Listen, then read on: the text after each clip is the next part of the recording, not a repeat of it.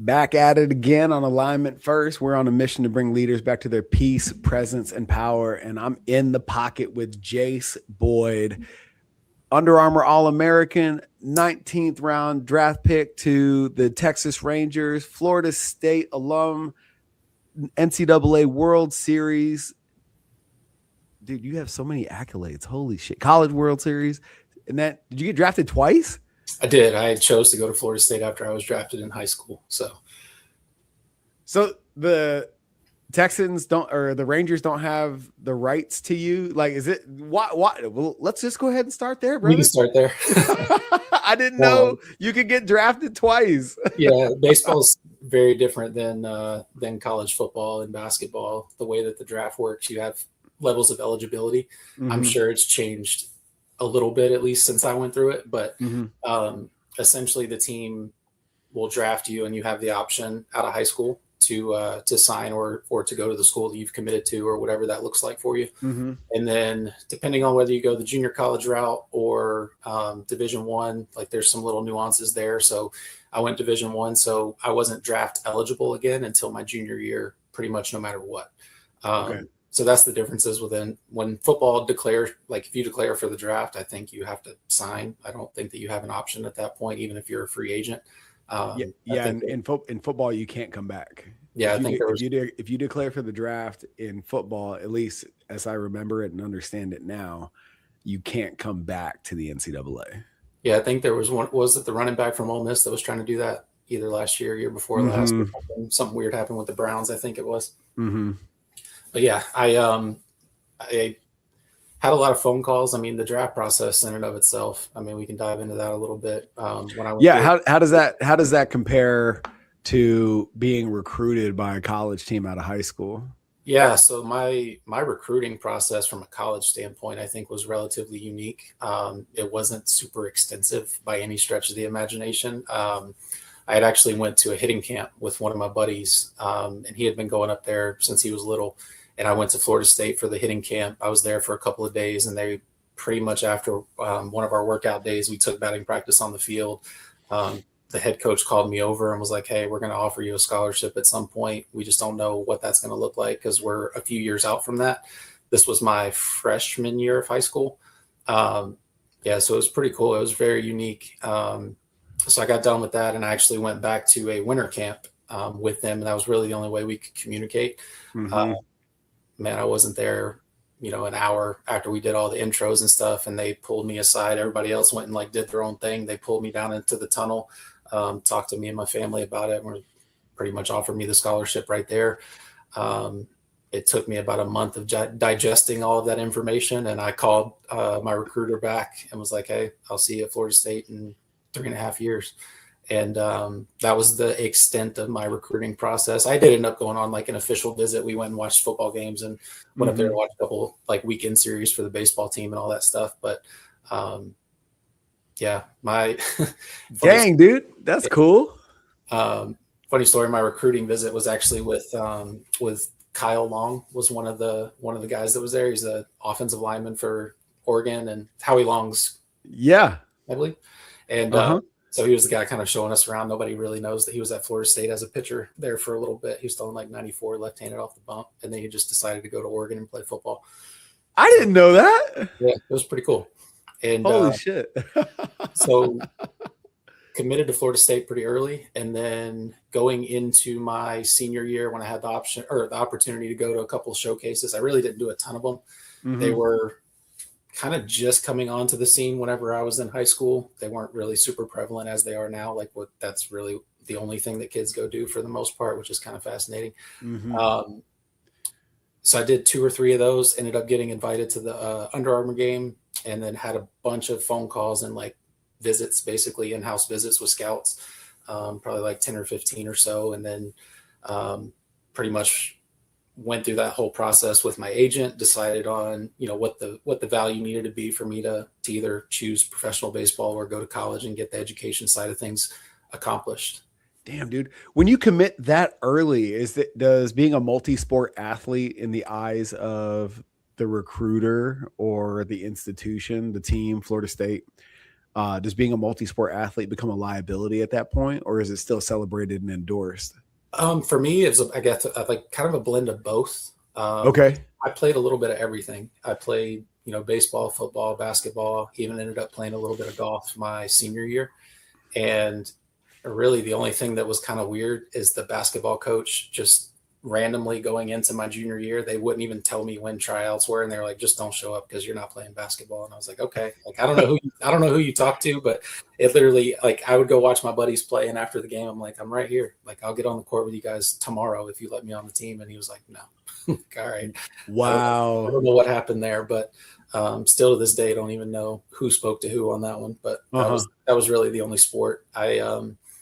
Ultimately, our football team we were not good. Okay. I played quarterback. I decided randomly out of nowhere that I was going to play football going into high school. I'd never played before and decided I was just going to go play quarterback, and somehow ended up being the quarterback for a little while. And then going into my senior year, I was like, all right, I'm just going to punt because I wasn't destroyed. So it's safer back here. Quite frankly, it wasn't, because a long snapper in high schools typically aren't the greatest. So I was getting the ball rolled back to me, snapped over my head. I was running around for my life trying to kick the ball at the same time. That was thoroughly entertaining. I guess the accolade for my football career was I made the all-star team in our area. And during that time, I played not on the same team, but in the same district, I guess, if you will. Yeah. As Trent Richardson, running back from Alabama back in the day. That's right. He's from Pensacola. Yeah, he's from Escambia. That's right. That's right. I think he only rushed for like 6 touchdowns and like 400 plus yards against us. Those are single game stats. Yes. Holy shit. There's still a YouTube video of it somewhere. Like, it was like over 400 yards, and I think he had like 6+ touchdowns. Every time he touched the ball, he scored. It was absurd.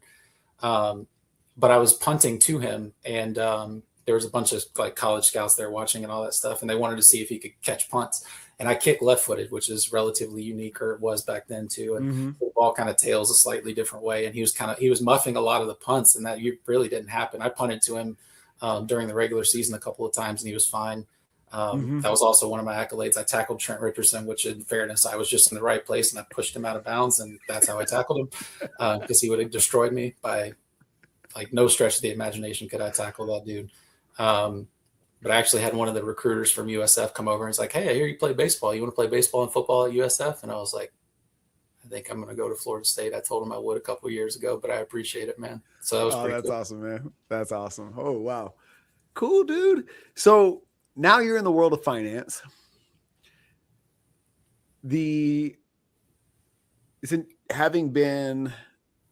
I feel like you're in a unique position to speak on this, and it makes me genuinely curious because I'm a little bit older than you, and all the things that exist in NIL and whatnot were not like, those are all the things that we wished would happen way back when, and now it's real. And I'm curious from where you sit in the world of finance, if all of this was available to you with what you know now when you got drafted and or would have been paid to play at Florida State, what are your decisions around money look like? I think there's a few different lenses you can look at it from. I think baseball is obviously, again, I think it's significantly different than, the football and basketball schools of the world. The money that those kids are getting, I mean, it's more money than they'll get playing professionally, more than likely, or at least that's what it seems to be right now. And probably similar to the baseball degree. I don't know exactly what those numbers look like for a lot of the programs, but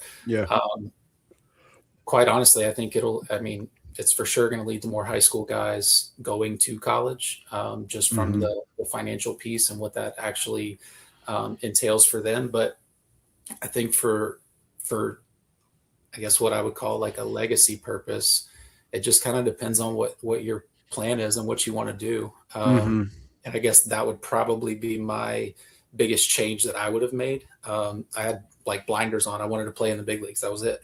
And there was good things and bad things that came with that, I believe, from a decision-making standpoint. But from like a legacy standpoint, what do you want to be able to leave behind? How do you want that to last? And what do you want it to look like? I think there's some unique opportunities that you can like partner with, brands that typically that didn't exist. Like we weren't allowed to do those things. So you can search out brands that you want to connect with or that you wanted to be a part of. Everyone wants to be, the top tier, all the things that are going on, but there's some pretty unique things going on in the world right now that you could probably get some pretty good traction with and promote well that otherwise didn't really exist before that. But from a general principle perspective, if you're 17, 18 years old and you're looking down the barrel of windfall money, I mean, just think about it from the minimal obligations you have in that phase of your life. And this is obviously something that is beyond challenging when you're in it. It was said to me in another podcast, you can't see the frame when you're in the picture, but if we're going to quote unquote, do right by the money, and let's say you're on the lower end of the benefit package and you're only getting 50 grand to stay eligible and play the sport that you love. Right. That's okay. Phenomenal. So that being said, if time is your greatest asset, what are the reasons that we as humans and, irresponsible young men, let's be honest, blow through that money so damn fast as opposed to being a good steward of it? Yeah, I love that word. Steward of your finances and resources is absolutely easy to forget, right? Yeah. It's easy to forget. My first check came actually somewhere around that dollar figure, if I'm not mistaken, maybe slightly more. They broke up my signing bonus into two frames.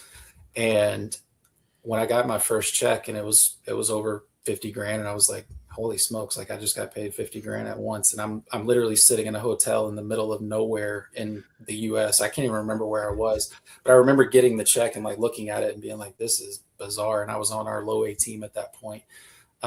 So I can only imagine what that does from an access standpoint. And we talked about it a little bit, like when I got to college, what that access did to me and like some of the distractions that came with that. But as you're having that opportunity and you're able to go through it from the financial picture, like how well have you set up the guardrails and boundaries around you, and who are you listening to? Because if you're listening to yourself, that's probably going to end up getting you into some trouble.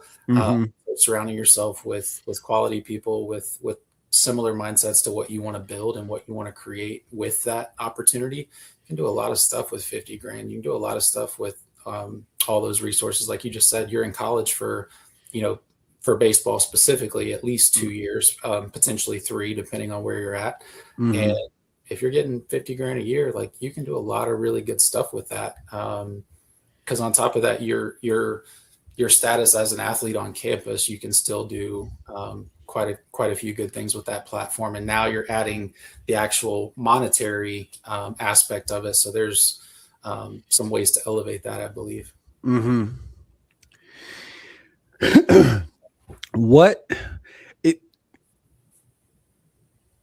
Without getting into all the regulatory stuff, and maybe there's a simple answer that allows us to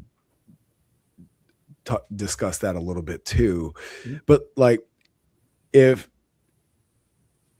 it baffles me, and maybe it's just a bug in the system, if I'm giving it the benefit of the doubt, for these young kids that are coming into this money, to your point, many of them who don't have the talent to go pro. And I think this is the catch-22 of all of it. You're going to make a shit ton of money. You stand to make a shit ton of money in college, and you're not necessarily good enough to get make it in the league, right? Even if you get drafted, it's not a guarantee. Yeah. Right. So you have this very short window of like crazy upside. And then the cascade, right? If you're not a first round draft pick for a lot of these guys, your life is going to make you take a pay cut. Absolutely. So it's almost like all down from here. Yeah, and it could be. And it's like why is there no financial education or like a fund? Like they broke up your payments, right? You're signing bonus into two things. Why is there's got to be an opt-in here, obviously, because it's your money, but why is there no like explicit option to like Allen Iverson this thing and put that money away for, I don't know, 10 years or whatever, that you have access to it when the dust is settled and you're stable and like you're starting to figure life out and you've matured and kind of saves you from yourself. Mm-hmm. That seems like an institutionally responsible thing to do, because to the point that we just made, at 17, 18 years old, if 50 grand is like, wow, I could do something with this. Like the kids that are making hundreds of thousands of dollars, like that's exponentially bigger trap. Especially at that age, right? Like, right. Like what you can do from a compounding effect with that level of money, can turn that money into a lot of money over the course of time, in a very risk adverse way. I think there's really good opportunities that are out there. Again, I think there are good opportunities with the right people. Like when you surround yourself with the right people and the right people within an industry that you trust. Yep. But not everything's obviously perfect. There's going to be little caveats there that maybe don't work out exactly how you expect it to. But if you take all those resources and you put them into like that condensed box where it's just like you get 3 years of, whatever, $1 million a year for the higher level athletes, like there's people coming after that at some point. So it's scary. Like it really is. Like when you think about it, it's like, well, how much is that affecting the human? Like how much is it affecting the individual? Because not only are they just thrust into this environment of like figure out how to be an adult while also performing at a ridiculously high level with unbelievable expectations. And now we're throwing hundreds of thousands of dollars at them and saying, hey, be, a steward of your finances on top of everything that you're having to learn how to do for the first time ever. So for a lot of the younger athletes, it really isn't slowing down. It doesn't seem like hopefully there are some good changes that come, and there are people within organizations. I'm sure that there's universities out there. Again, I haven't done a ton of homework on that, but I'm sure there's universities that have more education around it than others, whether that be from a value standpoint or just from a resources standpoint. But I think that comes also with the family and the individual. Like everyone has their preset values before they even get this money. So that really to me, with more resources and I guess more freedom, all of those things just get expedited. So the good become even better. The like tragic or like the dark sides come out even more. We see that in the NFL draft pretty consistently. Like it just shows up. And was it Henry Ruggs, I think? Yep. Like there's stories like that, right? Like you just don't really know what to do with that type of pressure, that type of money. Some of the darker aspects that you don't process through, they just show up in greater ways. Yeah. I mean, I was naively under the impression that you got this check and then, you're off to the races and left to your own devices. And I did a podcast with a good friend of mine, teammate from high school, who ended up getting drafted in the first round after a sophomore year out of Maryland. And he was telling me about the rookie symposium. And there's a whole block of time during that event where they tell you, they give you the playbook. Here's how not to go broke. And he said something that was really interesting to me, because the kids that come from the have not tier of the socioeconomic ladder tend to be the least attentive in that particular seminar. I'm gonna buy my mom a house. I'm gonna get this new chain. I'm gonna get a new car. Like, they're really trying to close the gap between what they think success looks like and all the things that they didn't have before this contract. Mm-hmm. Right? Which makes total sense. But on the other end of it, the legacy players, the guys that fall somewhere on the Matthews family tree, the Mannings and folks like that of the world. It's like, it's almost like they come into this experience not necessarily knowing what to do, but there's an instruction manual of what you will do. Mm-hmm. Right? And if that exists, why? And there's evidence. This just goes to show like what emotional creatures we are, because I'm trying to have this like put this out there with logic. Mm-hmm. But if all that exists from what you experience from the inside out as a pro player, and now that you're on the other side of the fence helping these cats actually be good stewards of their finances, where is the resistance to being a good steward of your money?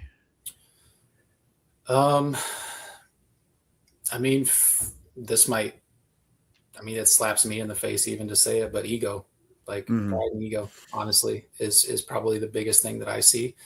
And what I mean by that is, like, in other ways, like, okay, going back to what you said, the example that you gave, I would suggest that those types of athletes or families probably don't have a ton of financial literacy. Like, it just doesn't exist in our culture. Like, it's not something that's taught in high school. It's not like every single class or school that you go to is teaching this at a very high level. You might get some dabbling in like how taxes work or something, but that's usually the extent of it if you're lucky. So I would say, from like a financial literacy standpoint, being open, like understanding that you don't know what you don't know, that's probably step one. And there's not really, I wouldn't say there's a more difficult conversation, except, maybe around personal development and growth, or like mental skills and things like that. When you talk about finances, there's a pretty big wall that comes up pretty quickly with most people. So getting past that barrier, there's a lot of things in the way, whether it's they didn't have a very good relationship with it from a family standpoint, somebody used it in the wrong way, or perceptually, it just seems like it's a power trip for some people or whatever. Like, I don't know what that definition looks like for everybody.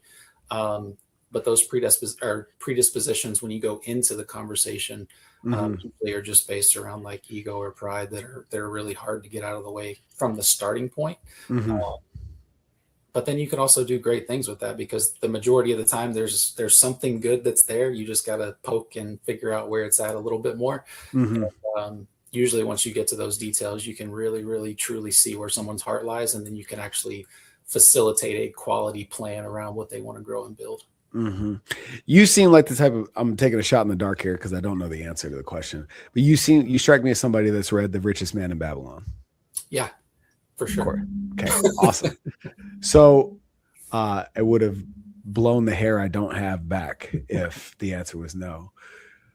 From your own lived experience and what you do now, what is the overwhelmingly obvious money principle that people don't understand? I guess we haven't really like talked about this very much, but from my background and just where my faith lies, it's what are you doing with your first and your best, right? Like, what are you doing with it, and how do you utilize it for whatever that legacy purpose is, whether it's for your family, whether it's for an environment that you care a lot about. Like, what are you doing with that? Because I feel like most people do it a little bit backwards. they're trying to pay off bills and debts and all the things that they've already created prior to figuring out how much money they even make. And then on the back end, they're like, okay, well, now I can utilize this 10 or 15% that's left in my account to do something good with, when in reality, if you set it up prior to that and actually have a plan before you go into it, I mean, without getting too much on like a moral standpoint, I feel like we turn a lot of wants into needs. Like I really do. Like I feel like that's a cultural thing. I do the same thing. I do it every single day. A lot of my wants I turn into needs in my own mind. And so I think from a monetary standpoint, when you really figure out what your calling is or what you're growing into, whether it is to be a college athlete, whether it's to be a professional athlete, whether it's to be a doctor, a truck driver, whatever that looks like for you, whatever you feel like you are called to do and you do it well, you can figure out how to live off of that within those values. Instead of going the other way of like, what are the people around me telling me I should be doing with it? And then how do I pay for all the things that make it look like I'm doing that? And then what I have left over, then I can serve and do things with. What do you think gets in the way of people's ability to sit still and think through that? Because I don't think that is exclusively the trappings of youth.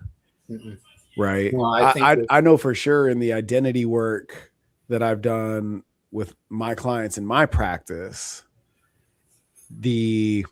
for a lot of them on the front side of our engagement, it's a real challenge to create the space to just sit still in silence for long enough to let whatever you actually want for that channel to open up and for it to reveal itself. Cause we're so distracted. We're so busy, So what's that look like? Man, that's a fantastic question. Cause I think that can come from a lot of different places, right? Like it can come from a lot of insecurity. It can come from a lot of fear. It can come from a lot of different avenues. And I actually, I did this today, honestly, like even before coming on this podcast, it's like, okay, I can come on this show with an agenda for myself. I can come on this show with an agenda for a brand, for a market, for financial purposes, like whatever that looks like. But choosing to come on here with the voice of like, okay, how am I using this platform to not only show and demonstrate the things that I've worked through and how that's kind of transpired in my life, but then also what is pointing me back to my faith in the gospel, honestly.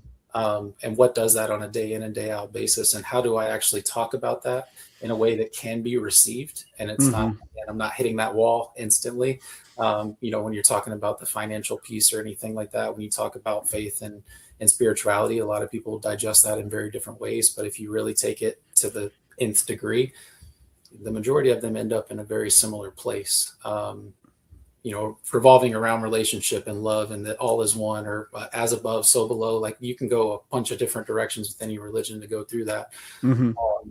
But to really sit in that and to find stillness within that, the biggest thing for me in my transition over the last year is understanding that my brain and my body were designed to live inward and then outward.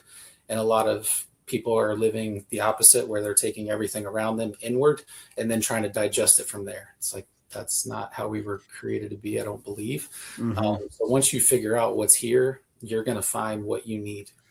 And you're going to be able to have that separation from the things that really pull you apart from what that calling looks like. But it's a scary thing to sit there and try to receive that. It's a scary thing to listen to. It's a scary thing to be obedient. It really is, man. It's not an easy thing.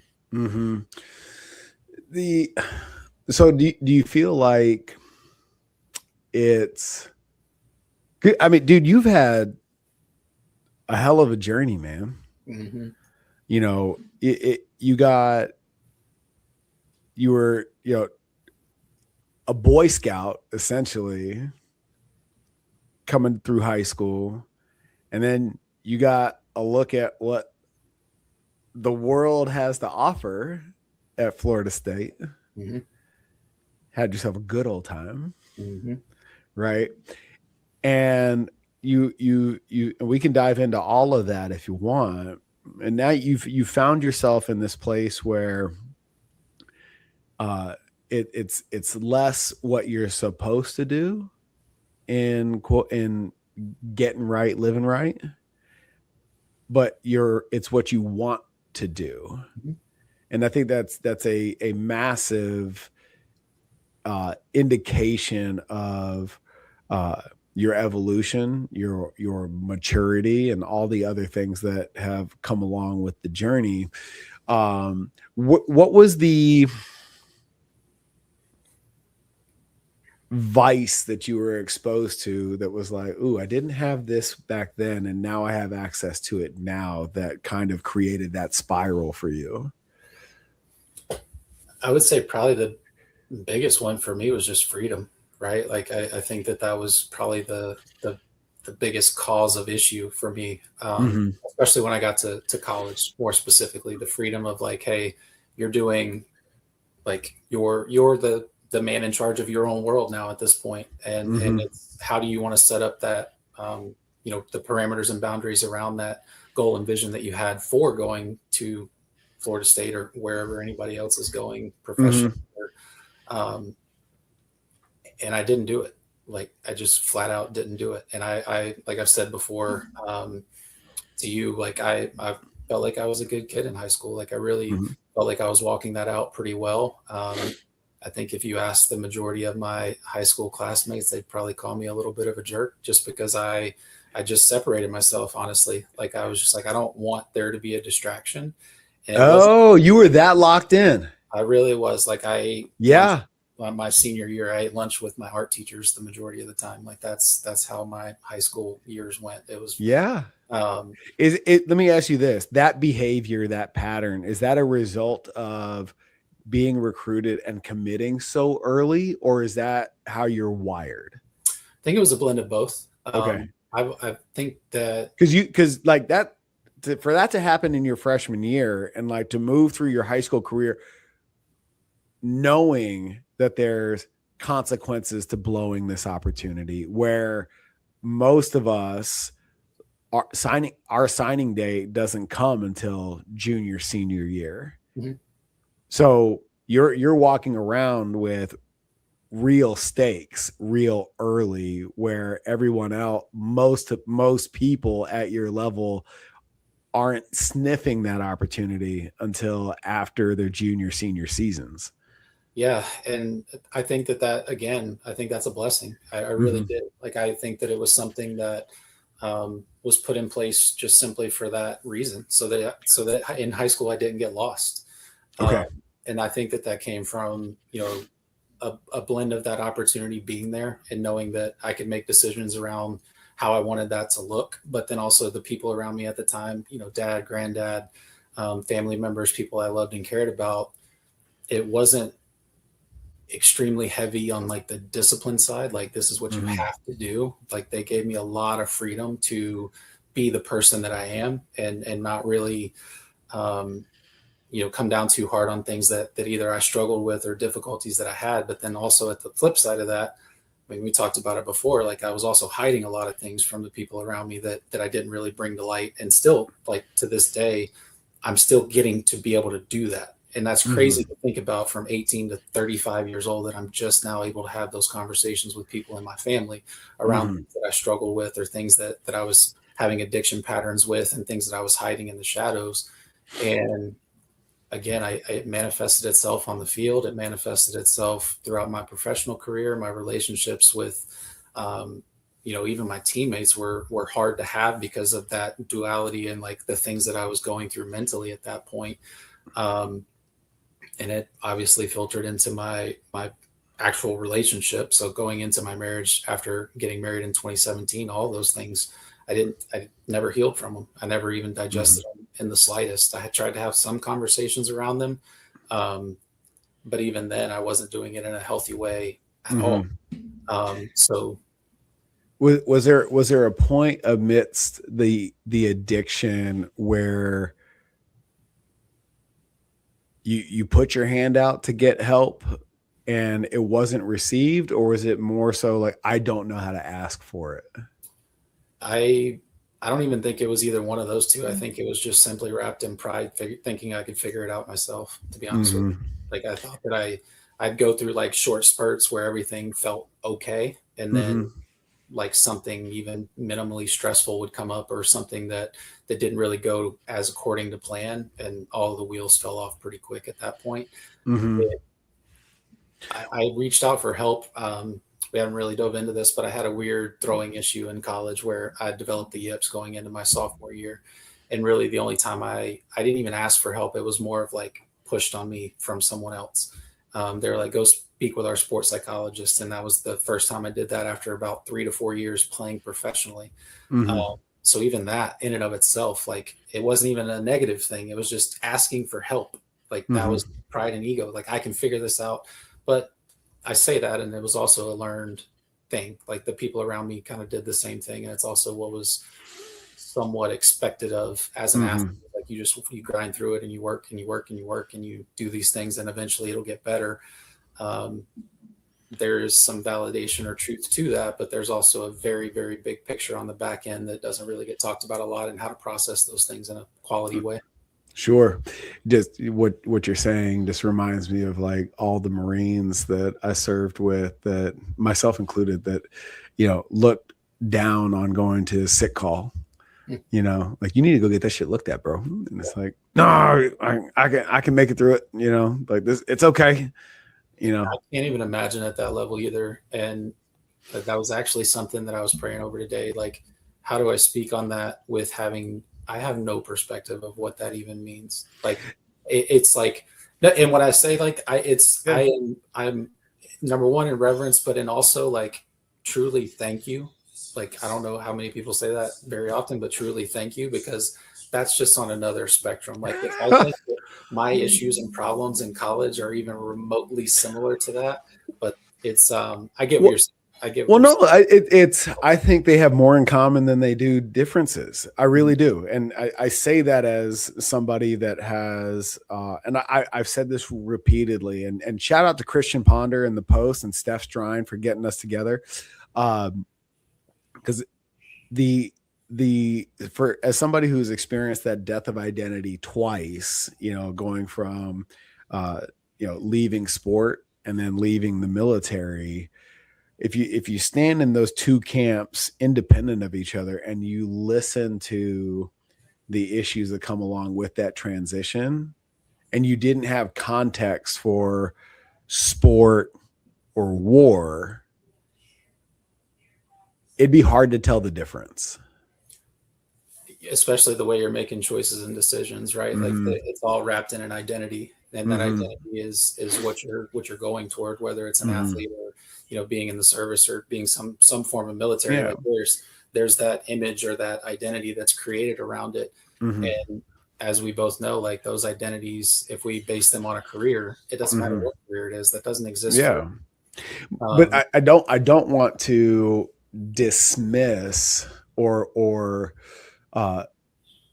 allow you to dismiss or diminish your evolution, because the context is different, right? But the work is still required, right? And we're not talking about the ultimate sacrifice that we get celebrated for in the veteran community, but that's not the point, and it's like being the fit dude at the restaurant, and everybody who eats like shit on a regular basis is at the table with you, and all of a sudden they're ordering salads, and it's like, why? Let's be here in community with each other and enjoy this experience. Why? Like if the expectation was for you to do something different, we shouldn't be at this table together. Right. So while, we're not talking about the stakes being as high as life and death in your context, the issues that come along with overcoming addiction, brother, you're walking the walk, man. And you in that journey, from what you've told me and what I've witnessed in my community, dude, you're all sitting in the same circle together, man. You know what I mean?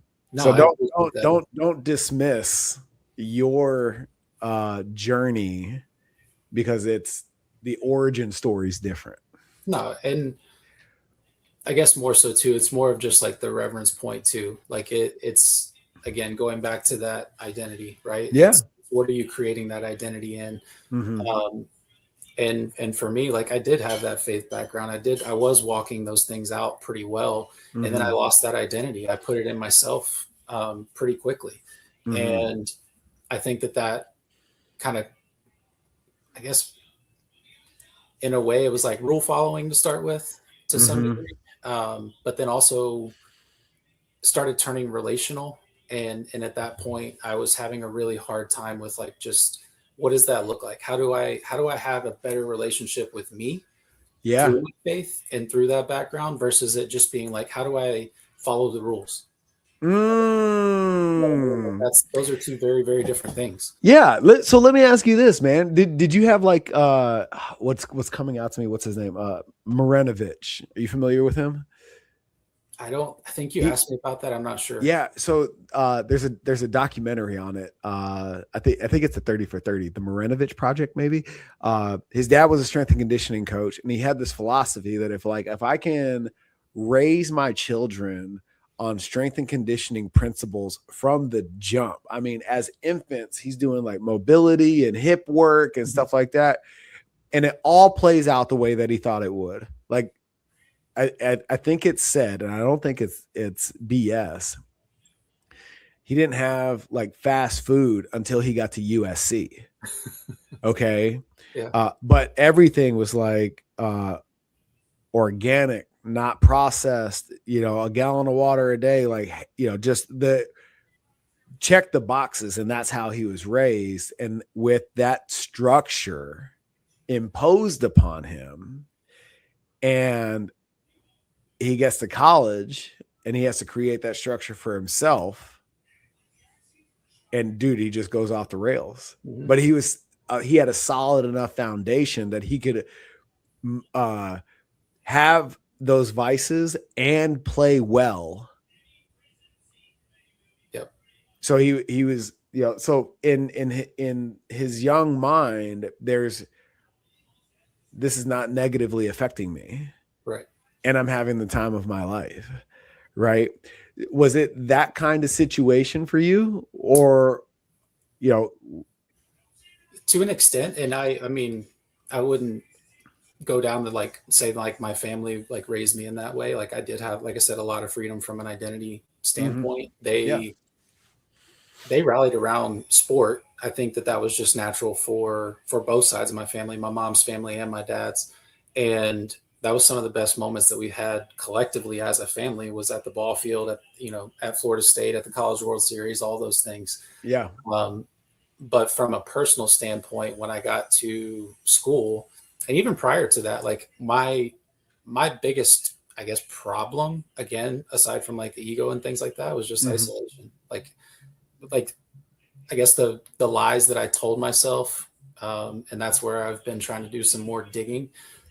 I don't know where some of it has come from, and it quite frankly doesn't matter. But number one, the biggest one is that I don't deserve good things. I don't know where that lie came from. I don't know where it was instilled in me, or like if I told it to myself, or if it was something like, I don't know where that comes from. But that's part of where I've done a lot of digging, and those things are just so hard to get out of. And then my second lie was that I can't hurt anyone or myself if I'm by myself. Oh shit. Right. So if I'm doing those things alone, or and nobody else is, I'm not hurting anyone else, it's okay. Yeah. And that's, again, the biggest lie that I could ever tell myself, because eventually all those things start coming outside of that isolation. And then it leads to just terrible relationships with the people around me. And then ultimately you're not being truthful, right? Yeah. Like you're not speaking truth to anyone. And I think that's biggest foundation that I've had to overcome is like even the little like white lie stuff. Like I still find myself doing that, whether it's around image or just making something flow a little easier, get an answer to something that I want instead of just speaking truth and honesty in it. That's been one of the biggest hiccups. Dude, I'm genuinely curious, man. How did you identify the lies in the first place? Like those specific lies. I don't deserve good things and I can't hurt anyone else if I'm by myself. Yeah. How did you, like, what was the work done to identify like, oh, that's the narrative I've been running with? Yeah. Can you give me 1 second? Yeah. Can you hear that in the background? Yeah, but you're good. All right. I'll just make sure. The stillness that you talked about, honestly, the stillness that you talked about. And again, that was forced upon me. It really was. Like, I wish I could say that it was some, epiphany that I had. And I was just this man that's finally going to say what needs to be said. And I was going to own up to all the mistakes and the things that I did. But it forced my hand. My life circumstances forced my hand to do that. And thankfully I was surrounded by a community that still wanted good things for me. And even though I've had to, separate myself from what my family dynamic and what that was going to look like from a marriage standpoint, or what I hoped it would look like. I've had to separate myself from that and then go work on myself for a while and then allow God to mend and repair whatever's there, whatever needs to be there, to be honest with you. But to get to the point of receiving what that looks like, it does take a lot of sitting in silence. It takes a lot of silencing the stuff that's going on around you. Put your phone away and go, walk in nature or whatever. And I say nature, it's all created order, but it's fascinating when you go out and just look at all the things that were created for you to enjoy. Like all of these things were created in one. And to be able to receive that, I've got to realize some of those lies that don't allow me to do that. And that's where the answers came from, was journaling, writing those things down. I went to a treatment facility for 30 days. And during that time, we did a lot of activities around what do those lies look like? What are some common lies that people tell themselves? And they went through a list. I remember an activity we did one day. We're sitting in a group setting and the therapist is up front. He gives a little bit of what we're going to work on for that day. And then he's like, okay, without talking about it, without answering it out loud, I just want you to open up a piece of paper. I'm going to tell you these lies. And if it's a yes, put a check mark. If it's a no, just leave it blank. And so he goes through this list of like 65 lies that we tell ourselves as people. And by the end of it, I think I had like 42 check marks. Oh my gosh. So it was just like, man, like this is really, really helpful and revealing to like why, like where does all this self-sabotage stuff come from? Where does that identity come from? There's so many lies wrapped up into things that I believe I'm called to do, but then I'm pulling my own self back based on these lies that I've identified with for the longest time. And I didn't even realize that that's what I was doing. And so until those things were pulled out, and I was like, man, what other lies am I really telling myself? Like, what are some of the things that have been there since I was like little? And that was really the two that I've landed on, that I've had to work through a lot of, just like, I don't deserve good things and I can't hurt anyone if I'm in isolation. And I fight the second one probably more than the first at this point. But I think, again, that comes with living a little bit more in truth and honesty, being real with people. The isolation component, is that related to being an introvert or with a lot of extrinsic expectations from a performance perspective? I get what you're saying. And I think the isolation for me is from a few different lenses. I think I isolate when I know that a situation might be stressful or hard, because I'm afraid of what I might go back to. So then I sit, and when I say isolation, some of it's good. Like some of it needs to happen. Some of it is necessary to process what I'm dealing with. And then it gets to a point where it becomes destructive. And that's where I'm trying to get better at. Where is that line? Where is that dynamic? Who should I share these things with, and how do I share them? Not in a way of where I'm just dumping all this information on somebody else, but it's like, hey, here's what I feel like I'm being called, or what I feel like I should be working on. Like, Mm-hmm. what do you see in that? Or like having those 3 to 5 people around me that I can ask those questions to, I think has been extremely helpful. And that's been, since being at the clinic that I went to. There's a group that I meet with twice a week. It's the, groups that I meet with on, Monday and Wednesdays, Mm-hmm. Tuesday and Thursdays. There's a bunch of different avenues that's happening now. And I always thought that would be my family, and it's not. And I think that that's okay. And I think that I realized too that I was putting a lot of pressure on my family. And when I say family, more so my wife, to Mm-hmm. process those things for me or with me. And Mm-hmm. that capacity it's too much to carry for one person. So that was Yeah. a tough one to come through. I think you're far enough away from it that I can ask this question. Yeah. When you recognize that the resource you want, and sometimes that's a person, and sometimes that's it's circumstance, to help you out, to help you through this, to help you process whatever, doesn't have the capacity to support you in that way because they're also human. Mm-hmm. Right. And it's so far away from them not wanting to. Right. Mm-hmm. What is the process to not only understand, but accept that, oh man, I wanted it to be my wife and it's not? Mm-hmm. How do you preserve that relationship without judgment and give yourself the freedom to seek other resources for that assistance? Did I ask that good? All right. That's a great question. It really is. It's so hard. I grew up and I can only really answer it from my perspective. I don't know how to answer that collectively because there's so many nuances that come into that. Speak for you, man.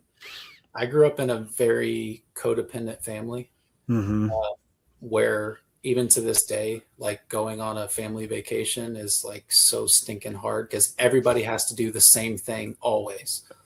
Like no one can go do their own thing. And it's very, very, very hard to enjoy things in those moments. It's not that you don't want to, it's not that you don't love the people that you're around, but it's the expectation of everybody doing one thing. And that's kind of what I carried over into my relationship, was the codependency aspect of it, of like, you're going to help me figure this out because you're my partner. You're supposed to. Yeah. That's just what you do. And that's what I learned. And that wasn't fair because that's not what she learned. And it's not what her family dynamic looked like, even slightly. Like they're almost the bipolar opposite. Wow. And I think that there's some good things and negative things that come into both lenses. And I don't think that we did a great job of meshing those two things together. I think we tried to force, like, I guess, that value on one another. And instead of it being like, hey, I see where this is coming from. I understand this is what you learned. I don't believe it's going to be super beneficial for us as a family to do it that way. Are you willing to explore different avenues that we can, try to blend those things together? And again, that's built with trust and an ability to have those conversations over time. And with what I was doing, I never built that trust. So it's not, I couldn't even have those. The space didn't exist. I don't know how else to say that. Like if you ever go into so like my recovery meetings, there's 25 to 35 men in there. And when they start sharing, when I say, like, I don't know how to explain it, but there's genuinely no space for nonsense. Like there's no space for you propping yourself up. There's no space for you like talking about yourself, because the moment that someone shares something vulnerable, it just like it unlocks this level of like, okay, realness and rawness that you can share. And it was the inverse in my marriage. Like if I tried to bring up those things, it was going to get knocked down instantly because there was no trust or foundation built over the course of our relationship. That can come from both sides of us, but mainly, again, you focus on what you can control and what you built and what you brought to the table. And that's what I failed at tremendously. And so, I mean, I guess to go back to what you were trying to ask, like, how do you give grace in those moments? Like when you're really asking those things, it's, again, the maturity to know that, quite frankly, I don't think we're ever supposed to have the answer for everything anyways. I think that's why, I think that that's the innate nature of being a human being. We're meant to transcend, like we just are. Like we're meant to, I believe that that's how God designed us, because he wants us to look for him anyway. So how would we do that if everything was perfect and we never had to ask for anything? But we typically look for that in other people, and that's not a burden that other people are supposed to carry. And usually you see the trickle down effect of that, whether it's, you know, stress or anxiety that you put on the other person. It's a disconnect that ends up happening. You know, the biggest way really that I saw it from like a younger version of me is almost like the helicopter parent role, like kind of what that smothering role looks like. And just what that did to me. Like it took me a long time to work out of some of those things and what that looked like from a freedom standpoint, or just becoming a young man. Yeah, man, that's big, you know, being able, because I've seen this play out the other way too, where you actually have those conversations, recognize that who you're having that conversation with is not the one you should be having that conversation with. Do they need to know about it? Yes. Are they the one that's going to help you out of it? No. And then being at the big courageous conversation beyond that then is, from their perspective, not be holding to you to not solving the problem at all, because you have to go beyond that relationship, that resource, to get what you need to get out of that hole. And that is an interesting dynamic too, because if the ego, the way we receive that, you know, even if it's objectively, they don't have the capacity to hold that space, the ego says, but you should be coming this way to hold that space anyway. And it's that whole immovable object, unstoppable force dynamic, you know, heads over and over and over again. And I think too, it's, you can even see it in the inverse, right? Like people wanting to help you, like when you're not willing to accept their help. You know what I mean? Like, not in a bad way. Yes. Just like I wrote this down, you know, a couple weeks ago.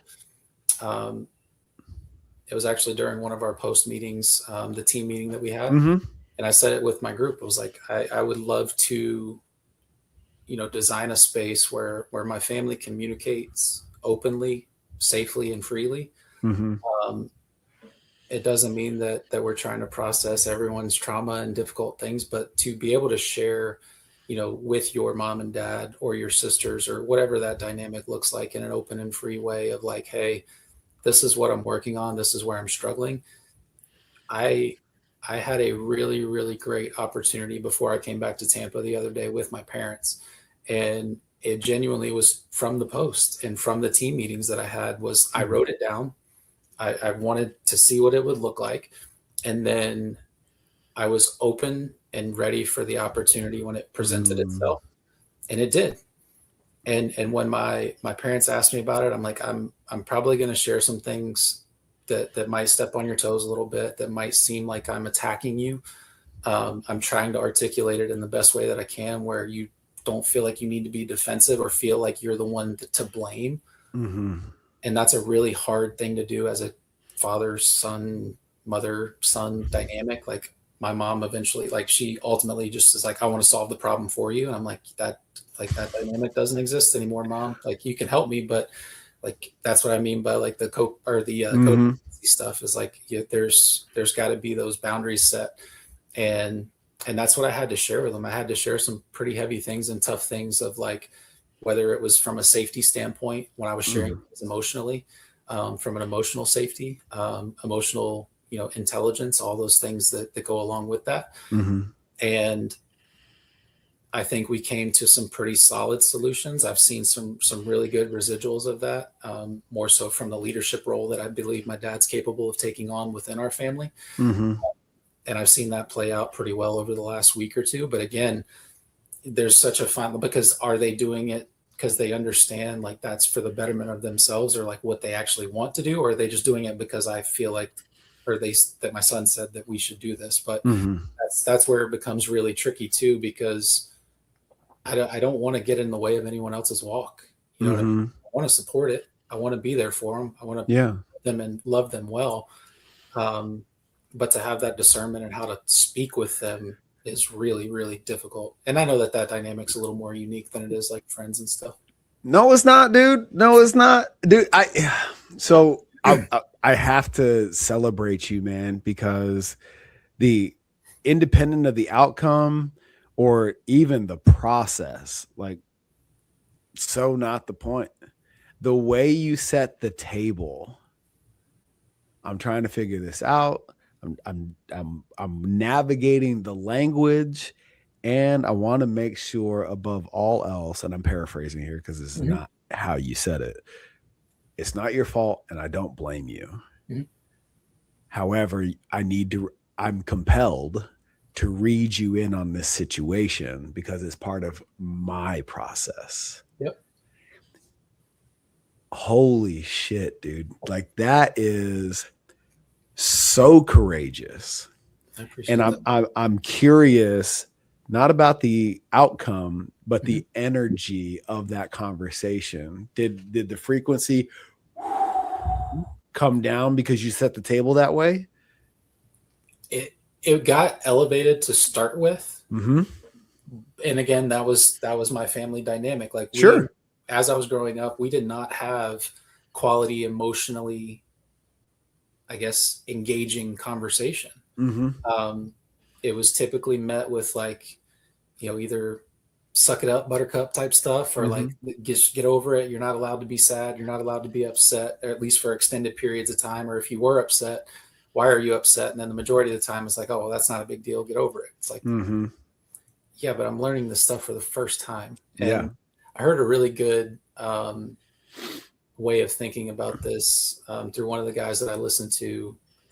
His name is Joby Martin, but he says the first 18 years roughly of your life, you're on record. Like, you're just recording everything. He's like, and then after 18, you just push play.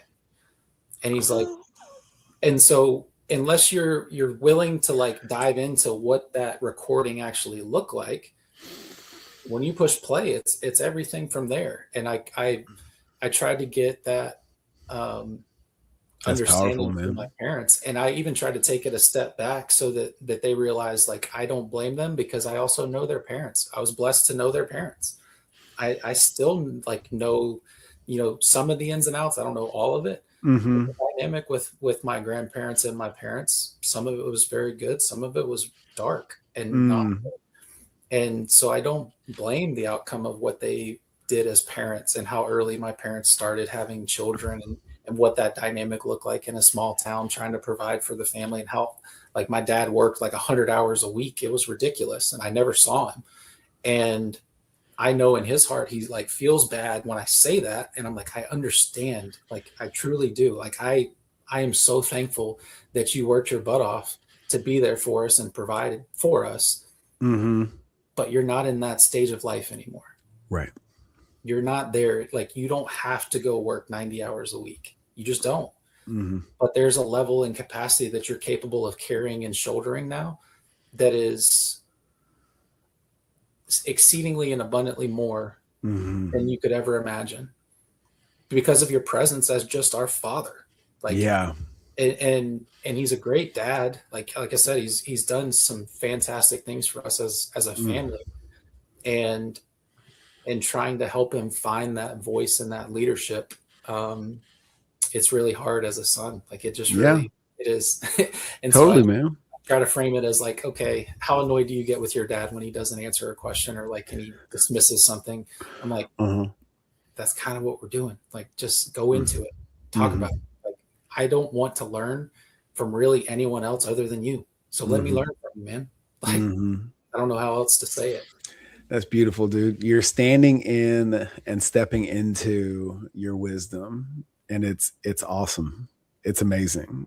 And I appreciate this conversation, your light and your energy that you bring into it, and the audience, man. Where can everyone find you and get more of you? Yeah, I'm kind of a recluse in that, and I'm trying to work on that, to be honest with you. And I've honestly, the boundaries and parameters that I've needed to set up for myself. Typically, social media is not going to lead me in a very good direction. Like it's more of that isolation or going down rabbit holes that I don't need to go down. But from the LinkedIn, I think it's underneath below. Just search my name. I'm on there. You can connect with me that way. Pretty easy conversation. And then if anyone else on the post or anybody wants to connect there, if they're part of that community, I'd love to hear from you and connect and find a way to be a servant leader as much as I can. I know that term gets used kind of between different communities. But. Nah, man, I know when you say it, you mean it. And I think this is we're experiencing the you at the gates of this coaching evolution that you talked about. And I know we didn't get into it, but dude, it's in you. And I support it, man. And this platform is a resource for that journey, man. 100%. I mean that. Man, I appreciate it. I actually get to go back. I didn't share this before, but I get to go back this weekend to that same clinic that I went to. I said alumni weekend and get to share like my testimony and just kind of where I'm at after the last year for all the people that are there. I think there's like 55 people that are there right now. So getting to share some of that story and all that with them. Oh yeah, man. The reason I say that is because when I was in treatment, they actually voted me we had like a little community. And whether it was like taking care of little stuff there, like whether the washers and dryers needed to be fixed or whatever. And they actually voted me as the president of rehab, which is absolutely hysterical. Something I'm putting on every resume from here on out. But the fun little revolving part of that is we just had our teams meeting a couple weeks ago, and I told them on there is like, I'll happily do it. And I get to level up from being the president of rehab now to the captain of my post team. So that's at least a step. Dude, let's go. And so taking on that leadership role or taking on what that looks like to, like I said, hopefully listen and be just a beacon for somebody else to hopefully dive into some more of these things that are a little bit scary. Dude, I'm for it, man. Congrats. Yes, you deserve it all. I appreciate it. You deserve good things, man. I appreciate it. It. Oh yeah. For everybody out there on a mission to be the fittest leader possible, that starts with integrity, courage, and ownership. And it's all laid across the foundation of alignment first. Join us in the Leaders Forum. Head over to nextlevelhq.co to join us in our community and continue this dialogue with us. Until next time.